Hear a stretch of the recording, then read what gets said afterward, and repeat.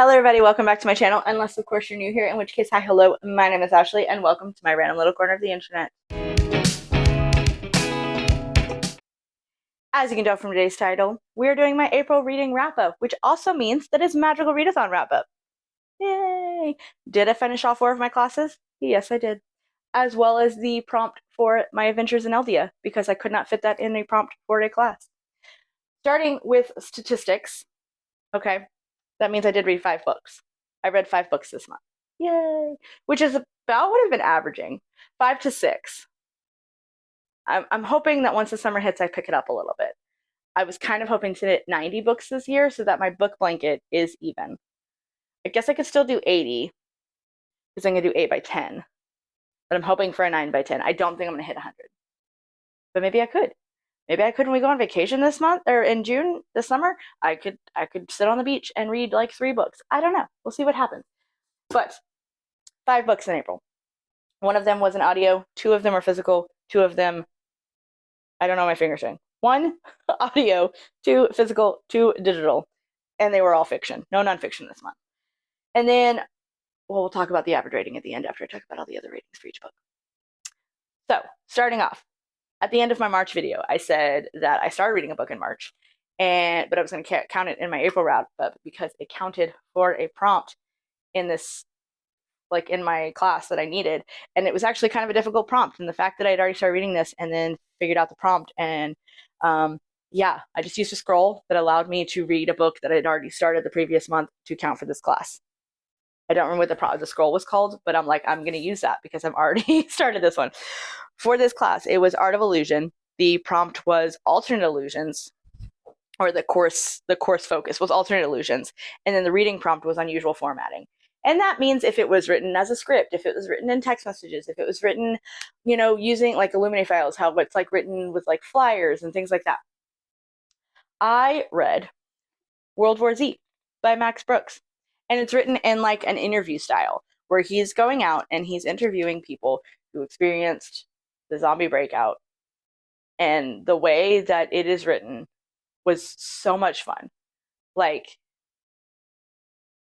I don't know. Even if you watch the movie, like the Brad Pitt movie, read this book. It's so much better than the movie. Like, I didn't really care for the movie. I don't know. It was just kind of meh. The book was really, really good. You could feel the emotions. I read the full cast audio, so that each character is a different narrator, so that you feel the emotions in each person. And like it read like a nonfiction, obviously. But it was so good. And there's so many like big names in it. So Max Brooks narrates as, I guess, the narrator, the guy doing all of the interviews. But there's like Mark Hamill is in this, and David Ogden Stiers, and I'm going to try to list people. And then Alan Alda's in here, Simon Pegg, F. Murray Abraham. There's so many. It was so good. It was so beautifully done that it was so good. And I think I only gave it a 4-star. Did I really only give it a 4-star? Why did I give it a 4-star?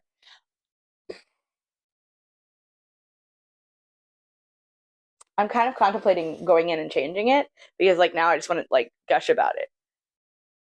Because that's what the thing is that sometimes the audiobook puts it over. Like it's a 4-star book, but the audio was so well done that maybe it's a 5-star. And if I do go in and change it, that will mess with the average rating. We're going to leave it as a 4-star. But now that I'm talking about it, we might go back and change it into a 5-star. I really, really enjoyed this. And I highly, highly recommend the audio. Because like I feel like, yeah, it could be a good book. It could be a great book if you physically read it. But hearing the different voices and like he's actually interviewing different people really put it over the top. Highly recommend. The next book that I read was for the class of, oh goodness, where is it? Oh, temperature. Was for the class of elemental studies, and the course focus was temperature controls, and the prompt was temperature word in the title, and we all just kind of discussed it in the Discord on how far we could stretch that. I was really, really, really trying to read books I already owned. Okay, sorry for the weird cut. My phone decided to tell me that it was out of space. Yay! So I had to delete some stuff. I do believe we were talking about temperature word in the title, and so for that, I read A Quarter Frost and Starlight by Sarah J. Maas. I was trying to read books that I already owned. I don't know where I cut this off at. So I was trying to read a book I already owned. So we went with A Quarter Frost and Starlight. We did agree in the Discord that frost counts as a temperature word. I hadn't read this one yet. I had skipped over it and read Silver Flames. Because everyone was like, oh, this is basically just the Christmas special. And yep, exactly what this was. We follow Vera as she goes, I mean, obviously, like, they're trying to deal with everything after the war. That happens in the third one. But, like, it's like, what should I get everybody for Christmas? And then, or like, the solstice. And then, like, we have other chapters following other characters that it's the same thing. What should I get these people for Christmas? And, like, Farrah's like, should I take up painting again? Because that seems selfish. And it's like, y'all, not gonna lie, not a huge Sarah J. Maas fan. It's just kind of meh. And, like, I think the more that I hear from fans, because y'all can come at me in the comments, that's fine. But the more I hear from fans, it's like, oh my god, Sarah J. Maas is like the end all be all of fantasy, and it's not. Please read other things. They're so much better than this. I only gave it a 3-star. Did I want to finish it? Sure. That's why I got a 3-star. Like, I had no problem finishing it. A 2 is like, I had to make myself finish it. I had no problem finishing this. It is what it is. It's pretty basic. It's a holiday special. What's funny is that I just recently, I think it was in January, read Holly by Adeline Grace, who wrote, it's like the Christmas special of the Belladonna series. And I really did enjoy that, but I think it's because I really, really enjoyed the rest of the series. Whereas these were pretty much all like 3 stars ish for me, 3, maybe 4 on a good day. I don't know. So yeah, that's what we had for that class. For my next class, I know it was restoration. I'm looking it up. It was for restoration. The class, like the course focus, was restorative adoration. And for this, you had to ask for 5, like, you asked somebody for their last 5-star reads. And so what we did after the original video was posted with all the prompts that G posted, we went in the Discord and was like, hey, does everybody just want to list their last 5 stars and we can all just kind of pick through them? And for that, that's what we did. A lot of everybody, like, for days, it was just like, here's my last 5-star read.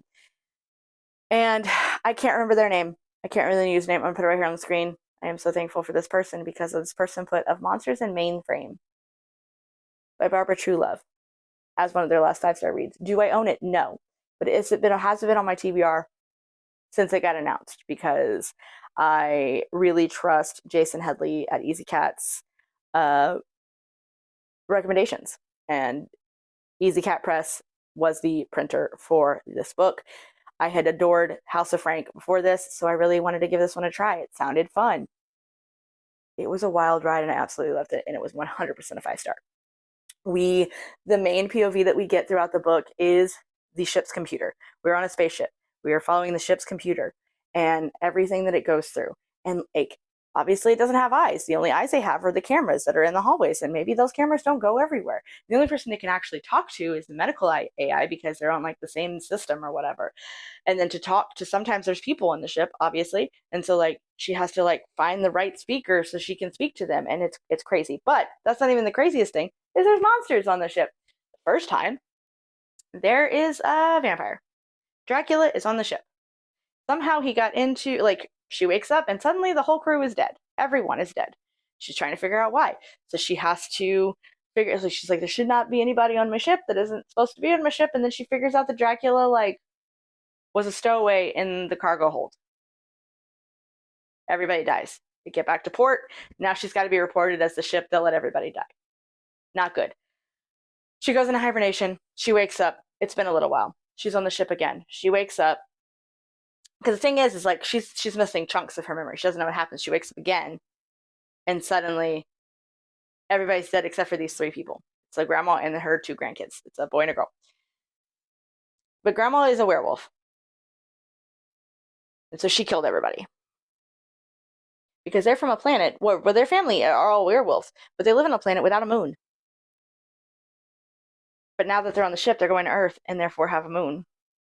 and they're now where the ship is at is in the light of the moon, and now she turned into a werewolf. She knew it was going to happen. She did it anyway. Selfish bitch.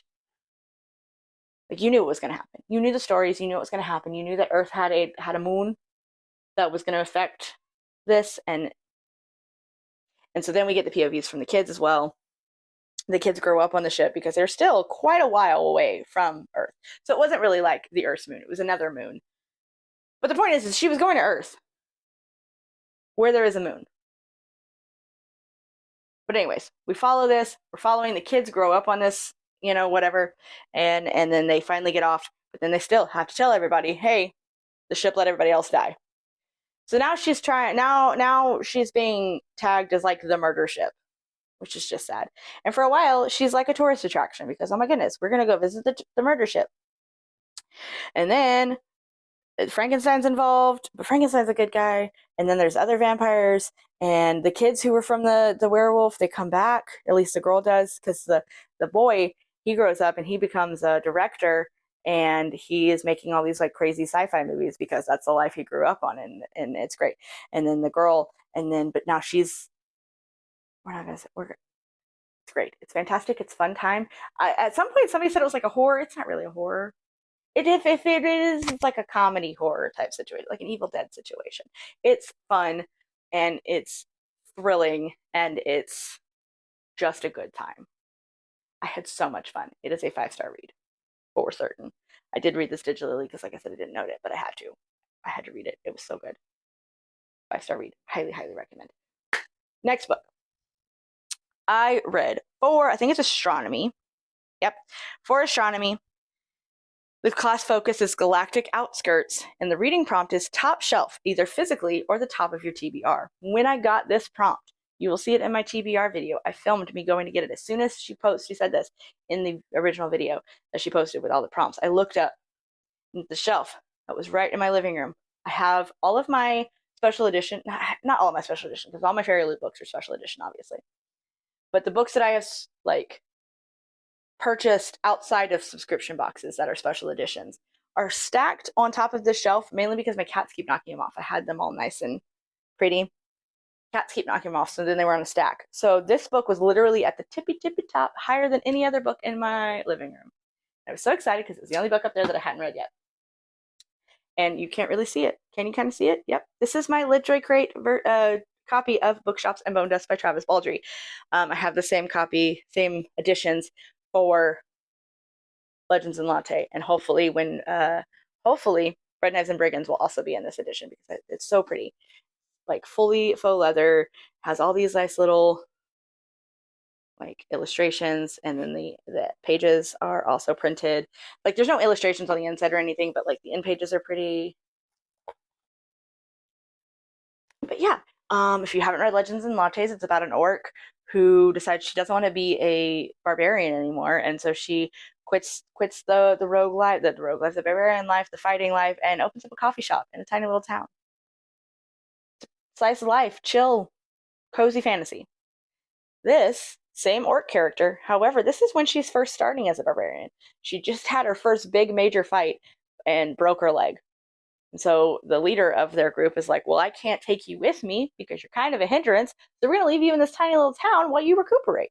And while she's there, she, first off, is just in a bad mood for a good chunk of it because, like, she wants to be out fighting.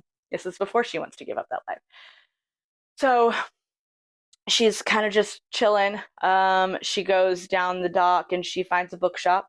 It's a little in disrepair, but it's still open. And so she makes friends with the nice little mouse lady that's in there. And then she goes a little further down the dock and there's a bakery and everything smells great. And the little dwarf that runs that bakery has the hots for this big orc lady, and it's cute. But then obviously there is a big bad. The big bad that the group was fighting, she has to show up eventually because that's like kind of the crux of it all. It is still very much a cozy fantasy, but there is a little more of the intenseness with the fighting of the big bad and things leading up to it. But I would still very much equate this, or still very much call this a cozy fantasy. And I gave it a 4-star. I believe I also gave Legends and Lattes a 4-star. It might have been a 5-star. I don't know.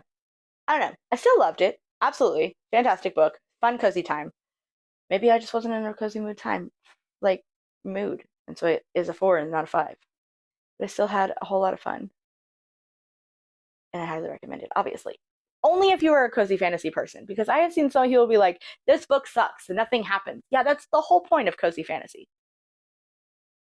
If you're not in the mood for cozy fantasy, don't pick up a book and then try to trash it. Like, make sure you know what you're reading first. But yes, Bookshop is a Modas.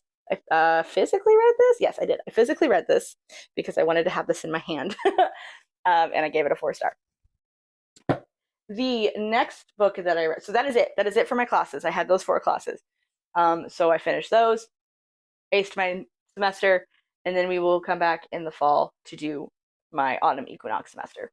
Then I had 1 book left, and that was for the um, mm-hmm, the Adventures in Eldia, where we follow the map. And the prompt that I'm on is something about getting stuck in a cave. But I had to read a no, it was no. This one was putting on something warm or something. But I had to pick a book where the author, not artist, author has a W in their title, and I had 2 options, and I went with this one because this one had been on my TBR for a while, and that is That Self-Same Metal by Brittany in Williams. So this book, it takes place in like Shakespearean time, and we follow Joan Sands, this lovely lady right here. She can mold metal with her bare hands. She just kind of, and she works for, I didn't know this when I went in to read it, probably because, I don't know, I feel like it says it. Yeah, she maintains the stage blades for William Shakespeare's acting company, the King's Men. Full on, she works for Shakespeare. And so her, like, in her twin brother is in all of the plays. He is part of the King's Men, and obviously because he is still an apprentice, and so he plays all the women roles because during Shakespeare time only men could be actors, and so all of the women roles were just men in dresses. Scandalous.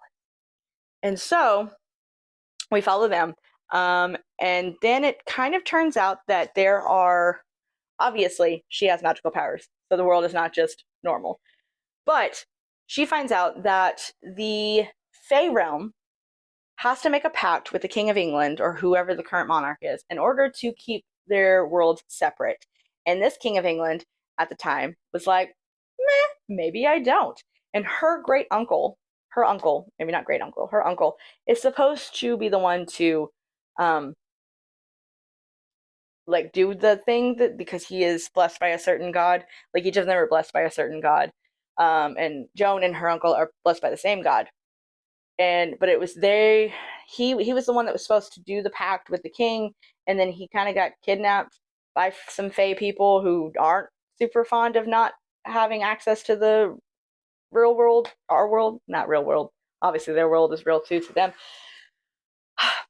So yeah, so now the pact is broken, and people are showing up in the real in the human world, and we find out that maybe A Midsummer Night's Dream is not necessarily all fictional, and that maybe those fairies in that play are real people in the Fey realm, and those people are showing up, and some of them are okay, and some of them are not okay.